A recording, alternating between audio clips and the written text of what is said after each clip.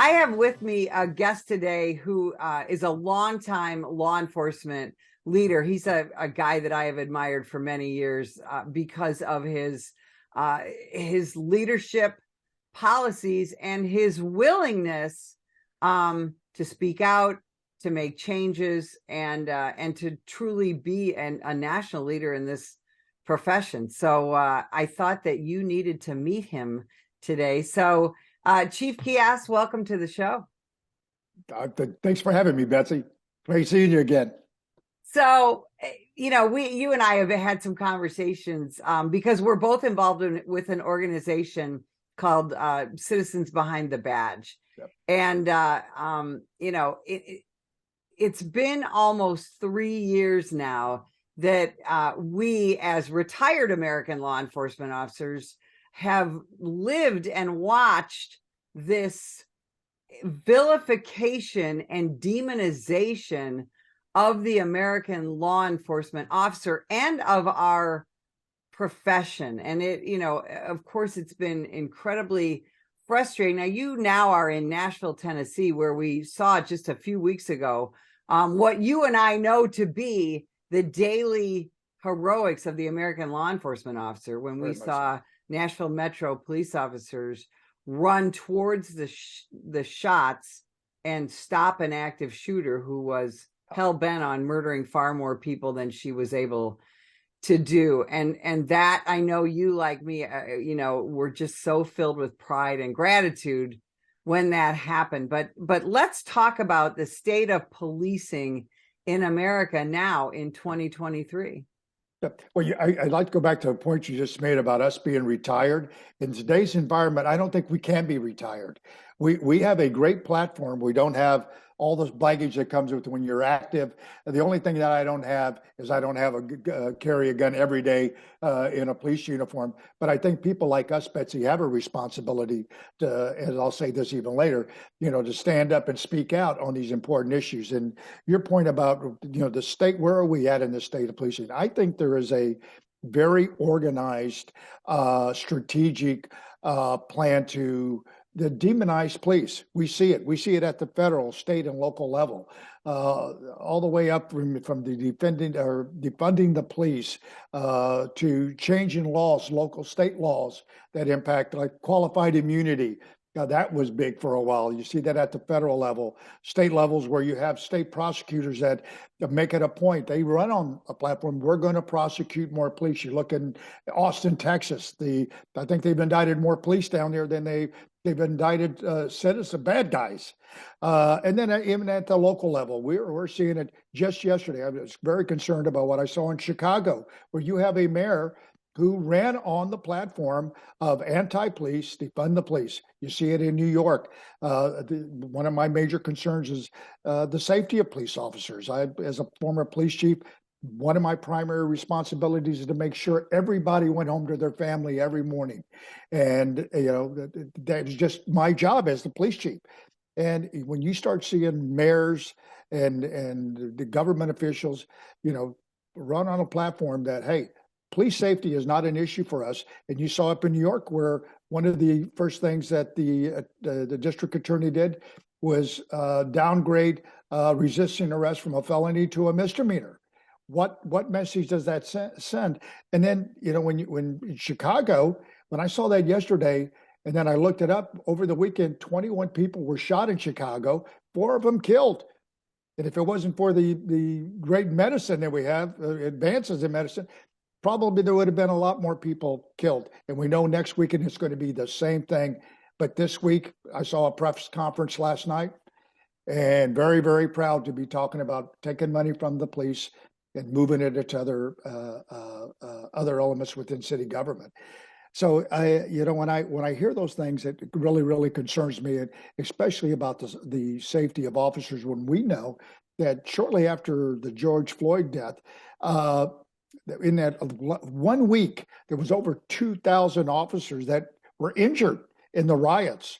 And now it's the number recently I heard was like 60,000 officers since that time have reported injuries. And I'm not only concerned about the physical injuries, Betsy, it's that mental, because we also see the number one killer of police officers are police officers. They're killing themselves. And we need to be very, very on top of that as police leaders and retired people like ourselves. We got to, every time I had talked to a chief, I bring out my card, my suicide hotline card. Are you giving these out to every police officer? When you give them their gun and you give them their computer, just give them this card. And I always joke, I says, always tell them it's not for you, it's for a buddy, because nobody ever wants to think that you're giving it because you think Betsy might have a problem.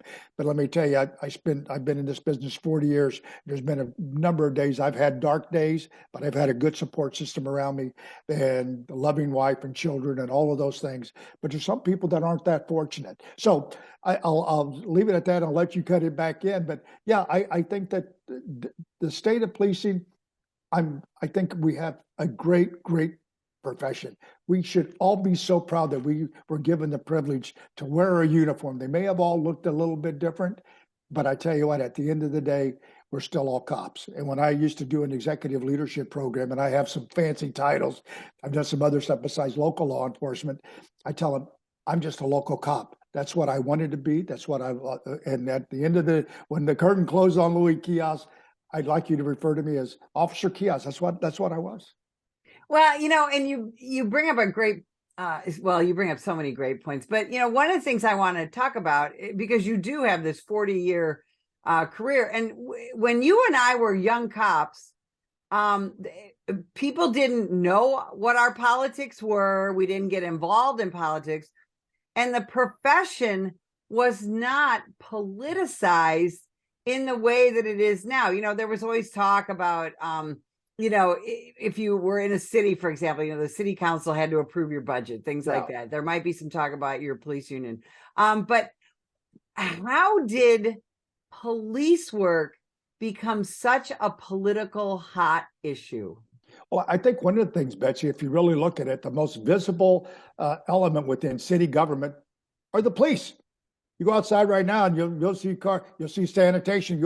But you know what? They don't have the big sign on it that says police in Nashville, please, Phoenix, Arizona, please, whatever city you're in, they promote it. And if you got good chiefs and sheriffs and they're out and they're talking at the Kiwanis Club. You're doing at the Boy Scout breakfast. I've eaten so many Boy Scout pancakes and Kiwanis Club rubber chickens. But I loved it because the job of the police chief is to be out there and promoting what the police officers do. But I think that the point is that we are the most visible element within city government. Most people can tell you who the police chief is. They can't tell you, even though the utilities director is very, very important. They don't know who that person is. So when they lash out at government, the first one to do is it's the police. When's the last time you seen them overturn a sanitation truck? They don't do it. It's the police. It's the visuals, the optics. When you see that happen in New York or LA or Atlanta, it has a major impact. They turn over a garbage truck. Probably most people, not that big a deal. Yeah, you're absolutely right. You have done a lot of work on not just crime prevention, but crime reduction. And we're now in a country that is really in a crime crisis. Really, we haven't had this much crime, especially violent crime, since the 1990s. Yeah. And you have spearheaded some initiatives when you were a chief to reduce crime. And it's not rocket science, right? Tell not at all. How we can reduce crime in our communities. Well, first of all, it's a people business. It's still a contact sport. We still go out and shake hands. We meet people. If it's on a card check. I was talking to a good friend of mine that I grew up on the Kansas City, Missouri Police Department with, probably one of the best homicide detectives that I've ever known. And one of the he was asking me exactly that. What did you do when you went? Because he followed the High Point Initiative when I was chief there, and I said, well, we went to a homicide. I told people in community meetings, if you have a violent incident in your community, we're going to be there, and we'd show up with our task force. We'd have the ATF and the FBI and the sheriffs. We use probation and parole because they can knock on doors at 3 o'clock in the morning and say, hey, we want to talk to Louis Quijas. I couldn't do that. So the criminals now know, hey, don't commit crime in our area because they're going to bring this down. But when we knocked on doors, Betsy, you know what we asked the victim or let's say a neighbor? What most detectives would ask right off the bat, did you see anything? You know what we ask? Are you okay? Mm. Yeah. Because you're important to us. There's bullet. Is everybody okay in your house? We're going to get back with you. A detective's going to come back, but are you okay right now? And then we'd give them a little piece of it. We've had a shooting 3 doors down, blah, blah, blah, and you'd be surprised. And I don't want to over exaggerate. If we had 10 of those, probably 6 of them, Crime Stoppers would call us and say, you might want to check on the house on the left-hand side where the red car's at. Oh, so now, but you have to have that commitment. You got to have that credibility. What I tell my executive leaderships, you got to have credibility. You got to add value to the relationship, which equals trust. Credibility, value equals trust. Are you credible? Yeah. Do you mean what you say? When the chief says we're going to be there, are you there? Do you bring in we called it the CAB vehicle, the community action vehicle. So if they knocked on the door at 3 o'clock in the morning, they could take a guy out of the house, walking right on the bus. What's going on? What are you doing?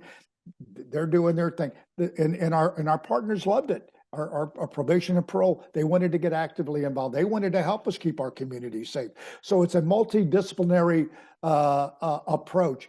One of the things I used to tell people, I'm just kind of the middle of the wheel.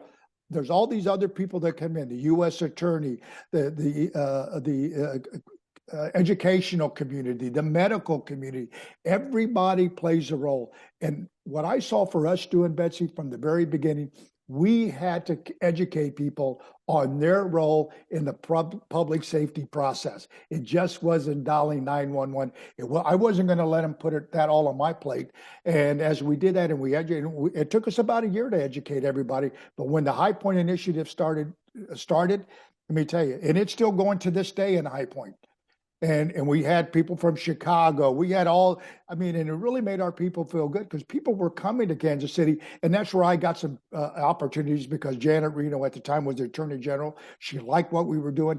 And the one thing we didn't do, we didn't go for any federal money because I knew if it was going to be successful, everybody in the community had to be a part of it. They had to be vested into the system. It couldn't be a $500,000 government grant that drove it, because guess what happens when the $500,000 stops? The initiative stops. But I'm proud to say that the High Point Initiative is still in place. It's the former or the chiefs that came after me have modified it somewhat, but the focus is still making High Point the safest city in North Carolina. And when you talk about that, the High Point model is really what it is. It really did involve the entire community, and I think that's something that is missing in a lot of areas of the country. You look at, like, right now, San Francisco. People in San Francisco have all of a sudden realized their crime is out of control, yeah. And yet they just point to the police department and say, "Well, you need to fix this." Yeah. And this really. When you talk about crime reduction, it's a team effort, isn't it? Yeah, it has to be. If it's going to be successful and people are going to buy into it, and everybody plays a role. And I remember one of the highlights I have is I had to send one of our ministers, because I was always getting calls, hey, can you come up and explain it? I'll be up DC at the cop's office. And I'd send up a detective, or I'd send up one of the local ministers, and people would call back and say, when this person presented, you would think they owned it. It was their creation. And I'm saying that's exactly how you want it, because in their little world, the reverend and the local Black Chamber of Commerce, if you will, they were actively involved in it. And one of the things for me personally, we brought people together, Betsy, that had never come in contact with each other. It was those people over there don't want to help us, and it was those people over there don't want help. But when we brought them together, they wanted the same thing. They wanted to be safe. They may not live in the mansions on this place and, blah, blah, but they wanted to be safe. And that we had a very successful public housing initiative where I would tell them, just because you live in public housing doesn't mean you can't be safe. You deserve to be safe. Public housing should be one of the safest places in the city. Well, And and but you know yeah, what? And that brings me to something that frustrates me incredibly, and I hear this in the media all the time, is that people commit crime because they're poor. And if people weren't poor, they wouldn't commit crime. And I find that very offensive, as somebody who didn't grow up rich. yeah, Just because you're poor, right? Just because you live, a yeah. lower lifestyle, if you will, doesn't mean you're a criminal, right? Yeah, no. I remember talking to young kids in High Point, and I'd say, don't raise your hand, but I'm going to ask a few questions. How many of you come here from big families? I raised my hand. I said, I'm the oldest of 10. I said, how many in here ever had to buy your school clothes from the Salvation Army? Raised my hand. How many of you here ever had the police had to show up at your house at 2 o'clock in the morning because people were fighting? I'd raise my hand. So I says, you're looking at me. I got what I call the Love Boat outfit on. I've got all the hat, the stuff. And I'd Yeah. say, that's where I came from. My grandparents spoke no English. They were from Mexico. We were very, very poor. I ended every meal by asking one of my siblings, are you going to eat the rest of that? That was kind of as the oldest, I had the privilege of saying, you going to eat the rest of that chicken? So I don't buy it. I don't buy it. This is the greatest country in the world. And if you're focused and you commit to staying out of trouble, you could make it in this country. And I think I'm a prime example. I went from being a police officer in Kansas City. I remember when I took the test, I said, just let me become a Kansas City police officer. I'll never ask for anything ever again. And then I got that, make me a sergeant. I'll never ask for anything again. And when I gave a speech years later at the police academy, I'd say, in this crowd could be an assistant director at the FBI, like I was. I had the privilege, or assistant secretary at DHS, like I had the privilege. Some Mexican kid from the west side of Kansas City. That's a pretty good deal. Not the sharpest tool in the shed either. So, but yeah, I think that you're right. That's a very lame excuse.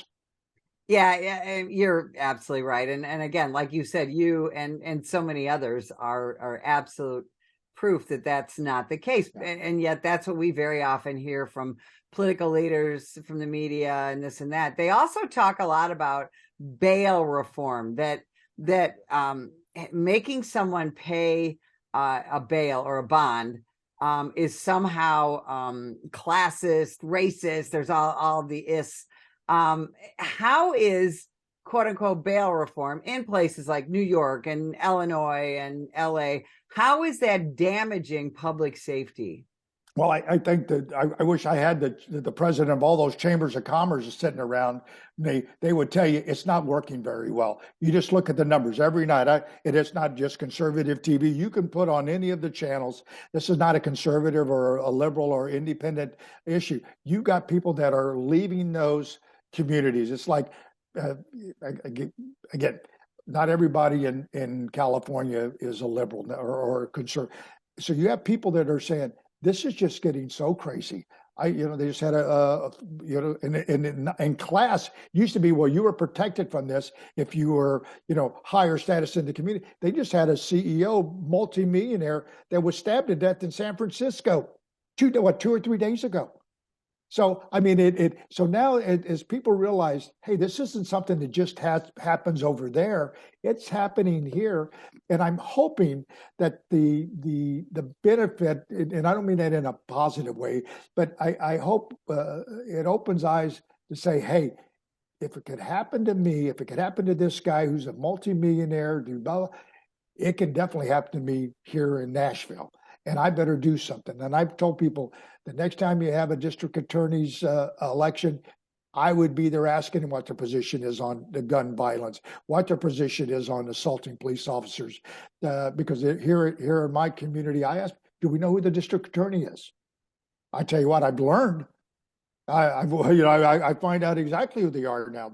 And so I think there's going to be some benefits from this, Betsy. I think it's going to make people more aware and tuned, if you will, and they're going to be able to make better decisions because our especially on election day, because we're about putting that thing in the ballot box.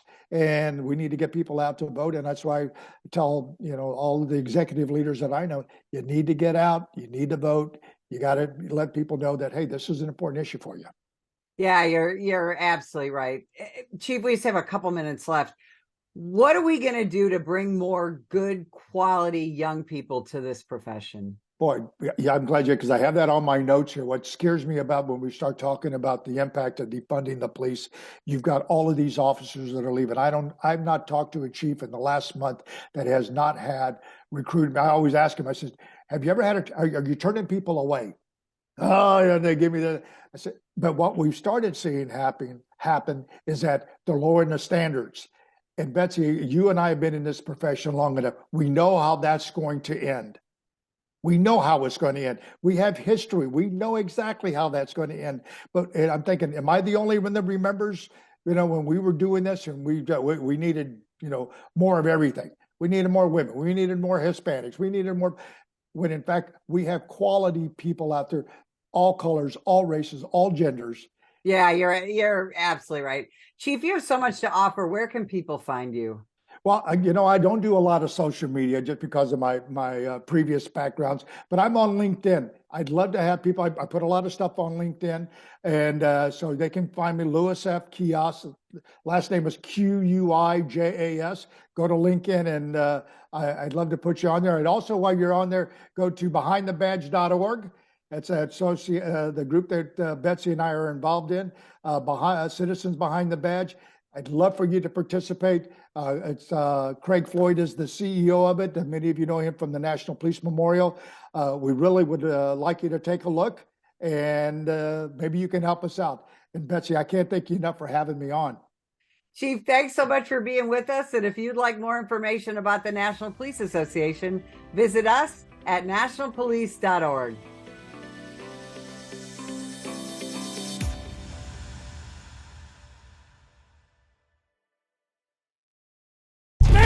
Put the gun down!